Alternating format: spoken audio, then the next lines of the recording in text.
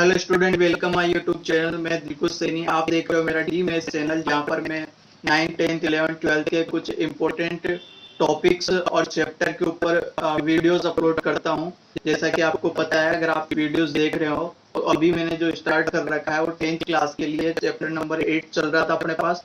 वो 8 नंबर जो chapter number 8 है वो अभी फिलहाल फिनिश हो गया है, बिल्कुल मतलब पूरा मैंने करवा दिया। उसके सारे क्वेश्चंस के वगैरह सब वीडियो मैंने वहां पे अपलोड कर दिए गए हैं।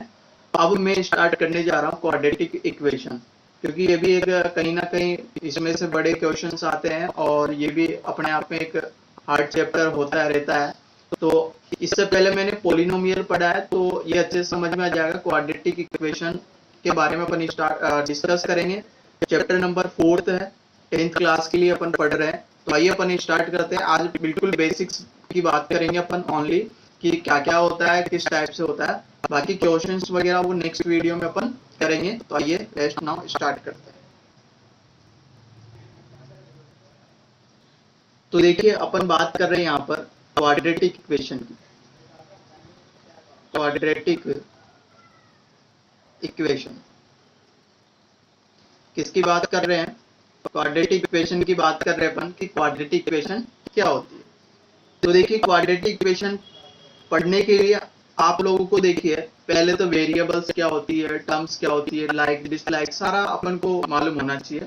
तो देखिए, इससे पहले मैंने यहाँ पर 2 चैप्टर के वीडियोस अपलोड करे थे। एक तो सेकंड चैप्टर जिसका नाम पॉलिनोमियल है, और तीसरा जो चैप्टर है उसका नाम है अपने पास कौन सा chapter, pair of linear equation in 2 variable. इन तीनों के दोनों के बारे में मैंने डिस्कस करा था। तो वहां पे मैंने आपको बताया वेरिएबल क्या होता है, टर्म क्या होती है, लाइक डिसलाइक क्या होता है, फिर मैंने बताया लीनियर क्या होता है, क्वाड्रेटिक पॉलिनोमियल क्या होता है, क्यूबिक पॉलिनोमियल क्या होता है। ये सारा मैंने वहां पर डिस्कस करा है। कोफिशिएंट क्या होता है वो सारा तो आप वहां जाके उसको देख सकते हैं। तो देखिए, यहाँ पर जो क्वाड्रेटिक इक्वेशन की बात कर रहे हैं यहाँ पर, तो जब भी इक्वेशन की बात करते हैं तो इक्वेशन का मतलब होता है कि इक्वल का साइन आएगा, इधर भी कुछ ना कुछ आएगा और इधर भी अपने पास कुछ ना कुछ आएगा। ये अपने पास इक्वेशन से मतलब होता है, ठीक है। तो अपन बात कर रहे हैं यहाँ पर क्वाड्रेटिक इक्वेशन की।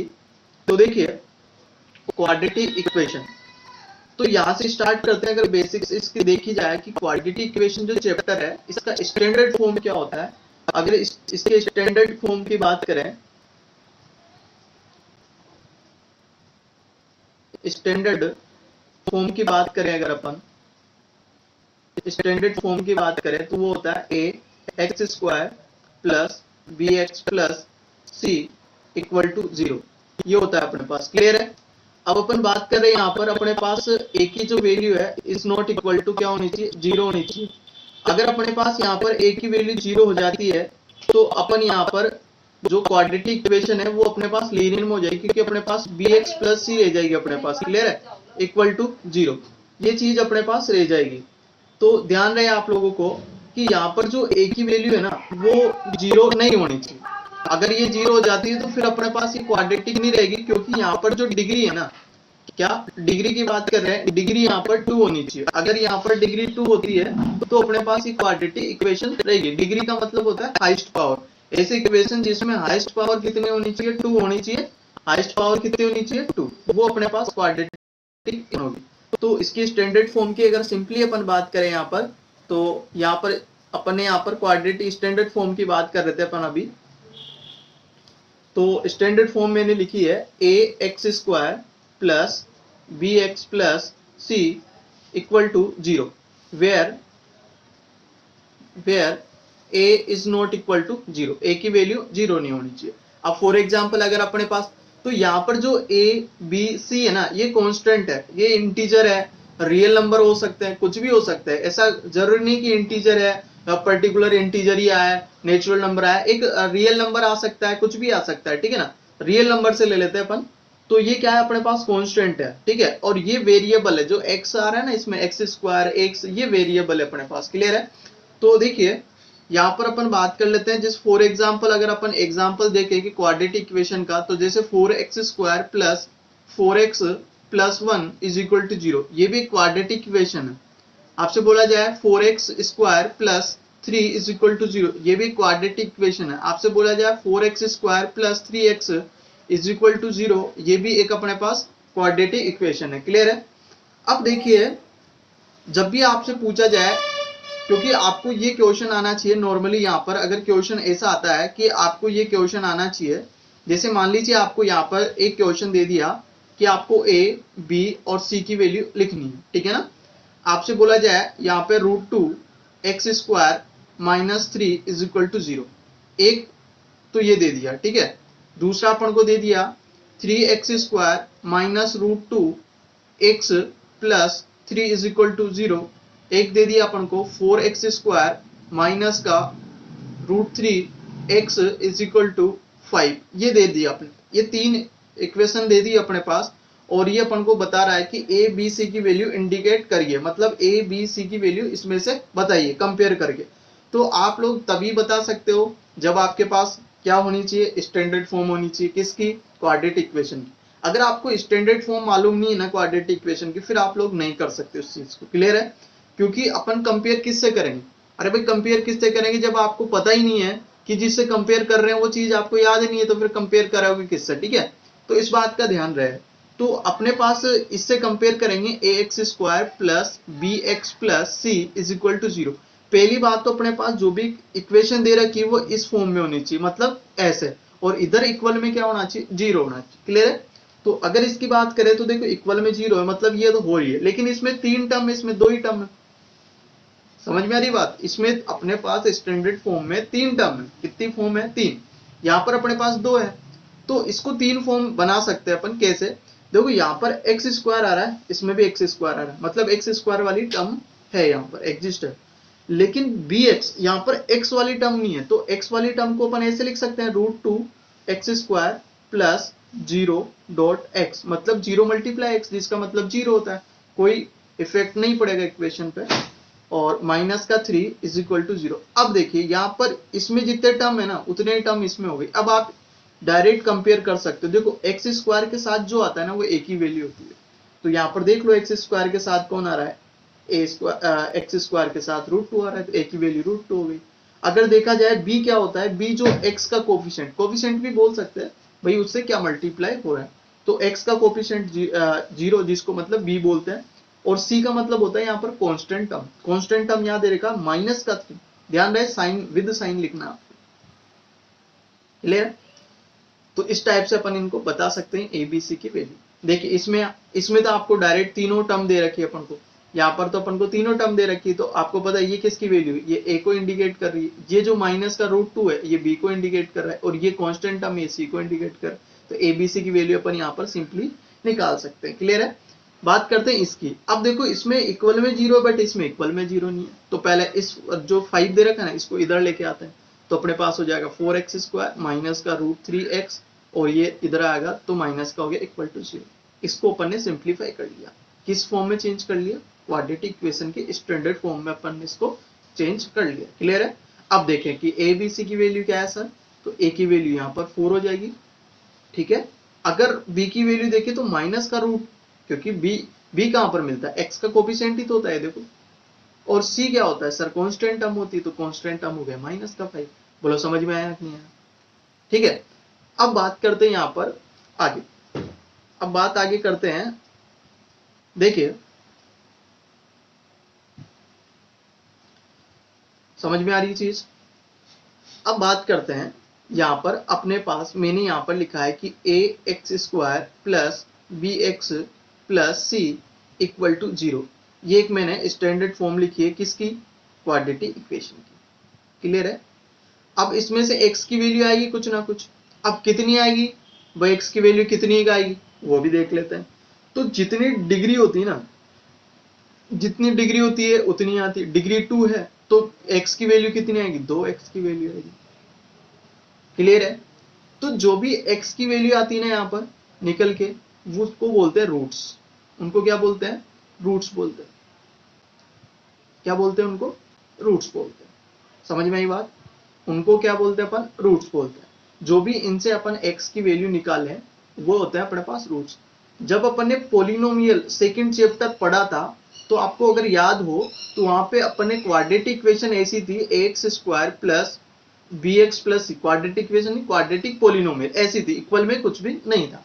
तो फिर वहां पे क्या कर रहे थे अपन, वहां पर अपन ने जो x की दो वैल्यू अपन ने निकाली थी, x को एज्यूम कर रहा था अपन, एक तो अल्फा एज्यूम कर रहा था, एक को बीटा बोला था, और इन दोनों को वहां पर बोल देते जीरो, जीरोज बोल देते। तो समझ में आई बात। पोलिनोमियल में जो x की वैल्यू होती है ना, उसको बोला जाता है क्या, जीरोज, और जो इक्वेशन में बात कर रहे हैं उनको बोला जाएगा रूट्स। डिफरेंस मालूम चला? चला। अब देखो, तो यहां पर अपने पास दो रूट्स आएंगे। कितने रूट्स आएंगे? दो। अब सर दो रूट्स आएंगे तो मेथड भी होंगे इनके। अरे भाई मेथड भी तो होंगे ना भाई, ऐसे ऐसे थोड़ी निकल जाएंगे भाई, इनको निकालने के मेथड्स भी होंगे। तो यहां पर अपन सिंपली तीन मेथड पढ़ते हैं। कितने मेथड? तीन मेथड। फर्स्ट मेथड पढ़ते हैं फैक्टराइजेशन मेथड, तीसरा मेथड पढ़ते हैं परफेक्ट स्क्वायर मेथड, तीसरा मेथड पढ़ते हैं क्वाड्रेटिक फॉर्मूला, जिसको अपन श्रीधराचार्य मेथड भी बोलते हैं। क्लियर है? तो देखिए उन मेथड्स के बारे में बात करते हैं अपन। तो देखिए यहां पर इनको सोल्व करने का अपने पास तीन मेथड होते हैं। पहला मेथड होता है फैक्टराइजेशन, तीसरा मेथड होता है दूसरा मेथड होता है परफेक्ट स्क्वायर मेथड, और तीसरा होता है क्वाड्रेटिक फॉर्मूला। देखिए अगर आपको परफेक्ट स्क्वायर मेथड आता है ना, तो आपको क्वाड्रेटिक फॉर्मूला ऑटोमेटिक हो जाएगा, क्योंकि परफेक्ट स्क्वायर मेथड से ही क्वाड्रेटिक फॉर्मूला जनरेट होता है। वो पूरा मैं बताऊंगा कैसे जनरेट होता है। ठीक है, तो इसके सोल्व करने के अपने पास कितने मेथड बताए मैंने? इसको सोल्व करने के अपने पास तीन मेथड बताए। कितने मेथड बताए? तीन मेथड बताए।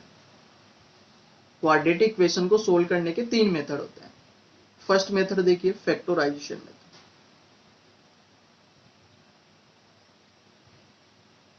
फैक्टराइजेशन मेथड, ये मेथड आपको आता है? आप सोच रहे हो सर नया नया नाम है, कभी पढ़ा नहीं। आपको आता है, अभी बताऊंगा कैसे होता है। इसमें होता है परफेक्ट स्क्वायर, परफेक्ट, ये टी ध्यान दें, स्क्वायर मेथड। क्या हो गया? परफेक्ट स्क्वायर मेथड हो गया। क्लियर है? अब बात करते हैं यहां पर ये क्वाड्रेटिक फॉर्मूला बोल सकते हैं इसको, क्वाड्रेटिक फॉर्मूला, या फिर इसको बोल सकते हैं श्रीधर। देखो श्रीधर आचार्य मेथड होता है, या श्रीधराचार्य भी मेथड, अपन उसको अगर कंबाइंड में बोले ना तो हो सकता है श्री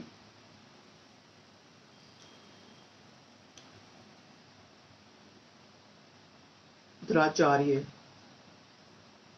मेथड, ये भी बोल सकते हैं बस। लेकिन आप तो याद रखें यहां पर सिंपली क्या, क्वाड्रेटिक फॉर्मूला याद रखना। ठीक है, तो यहां पर होता है factorization method, perfect square method, quadratic formula. अब फैक्टराइजेशन मेथड में क्या होता है, देखो अभी आपको याद आएगा, मैं बोल रहा हूं, ये मान लीजिए अपने पास क्वाड्रेटिक इक्वेशन है। इसमें क्या होता है कि जो ये x वाली जो टर्म है ना, इसके दो पार्ट करे जाते हैं। कितने पार्ट करे जाते हैं? दो। आएगी यार, दो पार्ट कैसे? देखो ऐड करने पर वापस वही टर्म आनी चाहिए। अगर वो दो पार्ट कर रहे हैं, अगर उनको मल्टीप्लाई करें तो क्या आना चाहिए? बोलो क्या आना चाहिए? इसका और इसका प्रोडक्ट आना चाहिए, और इन दोनों का प्रोडक्ट क्या होता है? ए सी एक्स स्क्वायर आना चाहिए। अरे समझ में आई? पोलिनोमियल सेकंड चैप्टर पढ़ा था ना, वहां पर बोलते थे उसको स्प्लिटिंग मेथड। यहां बोल रहे हैं इसको क्या क्या बोल रहे हैं? बोलो फैक्टराइजेशन मेथड। सारी चीजें वही है, बस गोलमोल है सारा मामला। गोलमोल मतलब किस चीज को कहां पे क्या बोला जा रहा है, और उस चीज को वहां पर क्या बोला जाता है। ठीक है, नाम चेंज हो रहा है, मेथड तो वही है, मेथड तो वही है। तो ये होता है फैक्टराइजेशन। परफेक्ट स्क्वायर मेथड अपन डिटेल से पढ़ेंगे क्या होता है। क्वाड्रेटिक फॉर्मूला आपको डायरेक्ट, जब भी अगर आपको यहाँ पर फैक्टराइजेशन मेथड नहीं होता है तो आप परफेक्ट स्क्वायर मेथड से निकालिए। परफेक्ट स्क्वायर मेथड लॉन्ग पड़ता है, सबसे इजी जो पड़ता है वो क्वाड्रेटिक फॉर्मूला पड़ता है। अब डायरेक्ट क्वाड्रेटिक, जो ये फॉर्मूला है ना आपके लाइफ टाइम काम आएगा। और एक ही, जब फैक्टराइजेशन नहीं होता है तो क्वाड्रेटिक फॉर्मूला लगा लेते हैं, अब फैक्टराइजेशन हो रहा है तो फैक्टराइजेशन इजीली अपन कर ही सकते हैं। तो आपको ये क्वाड्रेटिक फॉर्मूला तो दिमाग में बिठा लेना है, कभी भूलने का चांस नहीं आना चाहिए। भूलना ही नहीं है कभी, ये होना चाहिए। समझ में आ रही है बात? तो आज अपन ने जो डिस्कस करा है वो आशा करता हूं आपको समझ में आया होगा। तो नेक्स्ट वीडियो में अपन यहाँ पर इनके क्वेश्चंस वगैरह पढ़ेंगे, भाई क्या होता है क्या नहीं होता। आज मैंने सिंपली यहाँ पर इंट्रोडक्शन दिया है भाई क्वाड्रेटिक इक्वेशन क्या होती है, कैसे इनको सोल्व करते हैं, कौन कौन से मेथड होते हैं। ठीक है, एक और बात इसमें कर लेते हैं अपन, मुझे याद आई, एक और बात अपन यहाँ पर कर लेते हैं। देखो बात क्या है, बात सिंपल सी है। देखो बात क्या है, सिंपल सी है। यहाँ पर नेचर होता है, रूट्स, नेचर सबका होता है। सिंपली अपन का भी नेचर है, सबका नेचर होता है। तो यहाँ पर क्वाड्रेटिक इक्वेशन का भी नेचर होगा, भाई किस टाइप से बिहेव करती है। ठीक है, तो यहाँ पर नेचर की बात करें अपन, तो यहाँ पर इनका जो नेचर है ना, वो नेचर होता है 3 टाइप्स का। कितने टाइप्स का होता है? 3 टाइप्स। एक चीज होती है जिसको डी से डिनोट करते हैं, और डी का मतलब होता है डिस्क्रिमिनेंट। डी का मतलब क्या होता है? डिस्क्रिमिनेंट होता है। और इस डी की वैल्यू अपन आगे पढ़ेंगे जब अपने पास बी स्क्वायर माइनस 4ac आएगी। तो आप तो इतना सा ध्यान रहे कि ये अपने पास चीज है, बी स्क्वायर माइनस 4ac अपने पास क्या है? एक चीज है। ठीक है, अब देखिए अपने पास यहाँ पर जो डी की वैल्यू है ना, वो 3 टाइप से अपने पास यहाँ पर निकल के आएगी। कितने टाइप से निकल के आएगी? 3 टाइप से अपने पास निकल के आएगी। मतलब यहाँ पे क्वाड्रेटिक इक्वेशन के 3 नेचर होते हैं। कितने नेचर होते हैं? 3 नेचर होते हैं। अब वो देखो कौन कौन से होते हैं। देख यहाँ पर डिग्री कितनी होती है? 2, मतलब x की वैल्यू 2 निकल के आएगी। मतलब रूट्स कितने होंगे? 2 रूट्स निकल के आएंगे। तो वो दोनों जो रूट्स की बात अपन कर रहे हैं, उन दोनों रूट्स में अपन को बताना है रिलेशन। उन दोनों रूट्स में क्या बताना अपन को? रिलेशन बताना है। ठीक है, तो यहाँ पर मान लीजिए डी की वैल्यू आ रही है, ये क्या है इसका मतलब? डी बड़ा है किससे? 0 से। और डी 0 से बड़ा होता है तो ऑलवेज पॉजिटिव है, मतलब डी की वैल्यू हमेशा पॉजिटिव आएगी। और पॉजिटिव आती है तो क्या होता है वो देखेंगे। अगर मान लो डी की वैल्यू 0 हो जाती है तो क्या होता है, ये भी अपन देखेंगे। अगर मान लीजिए डी की वैल्यू 0 से डी की वैल्यू 0 से छोटी हो जाती है, छोटी का मतलब नेगेटिव हो जाती है, माइनस में आ रहा है डी का मान, डी की वैल्यू माइनस में आ रही। तो इस कंडीशन में क्या क्या होता है? तो 3 नेचर होते हैं। फर्स्ट, अगर डी की वैल्यू ग्रेटर, मतलब डी का मान पॉजिटिव आ रहा है, तो जो रूट्स होंगे ना अपने पास, जो रूट्स होंगे वो डिस्टिंक्ट होंगे। कैसे होंगे? डिस्टिंक्ट। डिस्टिंक्ट का मतलब समझते हो? डिफरेंट। क्या होंगे? अलग अलग, डिफरेंट। और कैसे होंगे? रियल होंगे। रियल का मतलब जानते हो? रूट में आ जाए डिजिट, √2 हो जाए, 1 हो जाए, फ्रैक्शन में आ जाए, वो होता है अपने पास रियल नंबर। रियल नंबर आपको मालूम होना चाहिए। ठीक है, नेक्स्ट बात, अगर मान लीजिए अपने पास रूट्स 0, मतलब डी की वैल्यू 0 आ रही है, डी की वैल्यू क्या आ रही है? 0 आ रही है, तो रूट्स कैसे होंगे? तो रूट्स अपने पास कैसे होंगे? ध्यान से देखिए, ये होंगे अपने पास इक्वल। कैसे होंगे भाई? इक्वल होंगे। अरे समझ में आ रही है? एक्स की जो 2 वैल्यू आएगी दोनों क्या होगी? इक्वल होगी, है? दोनों क्या होगी? इक्वल होगी। दूसरी बात, क्या होंगे? Real roots. क्या होंगे? रियल होंगे। यहां तक समझ में आई बात? नेक्स्ट बात, अगर डी की वैल्यू 0 से छोटी हो जाती है तो क्या होता है? ये अलग ही मामला, ये अलग चलता है। अगर डी की वैल्यू 0 से छोटी हो जाती है, मतलब वो किस में चल गया? नेगेटिव में चल। और जब भी नेगेटिव में चल जाता है तो जो रूट्स होंगे ना, जो रूट्स होंगे वो एग्जिस्ट ही नहीं करेंगे। रूट क्या नहीं करेंगे? एग्जिस्ट नहीं करेंगे। अब एग्जिस्ट नहीं करेंगे तो आएंगे तो सही, अरे भाई आएंगे तो सही, लेकिन एग्जिस्ट नहीं करेंगे। अब एग्जिस्ट नहीं करेंगे तो नॉट एग्जिस्ट रहेंगे इसमें। ठीक है, एग्जिस्ट नहीं करेंगे लेकिन आएंगे तो सही, वो आएंगे इमेजिनरी। कैसे आएंगे वो? इमेजिनरी आएंगे। समझ में आ रही बात? अब सर इमेजिनरी क्या होता है? सर इमेजिनरी क्या होता है?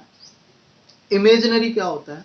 रूट के अंदर कोई भी नंबर आ रहा है, मान लीजिए ए आ रहा है और ये माइनस का आ रहा है, और इस पे मैंने लगा दिया स्क्वायर, तो इसका मतलब हो गया √-1 मल्टीप्लाई ए स्क्वायर।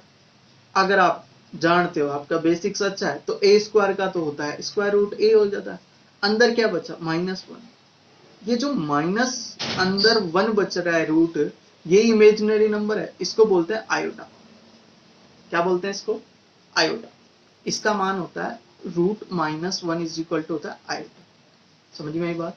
अगर तो यहाँ से मतलब इमेजिनरी का आपको कैसे मालूम चलेगा, अगर आप क्वाड्रेटिक फॉर्मूला लगाते हो और क्वाड्रेटिक फॉर्मूले में रूट के अंदर अगर नेगेटिव वैल्यू आ रही है तो फिर आपके रूट्स एग्जिस्ट नहीं करेंगे, उस कंडीशन में आपके रूट्स कैसे होंगे, इमेजिनरी नंबर होंगे।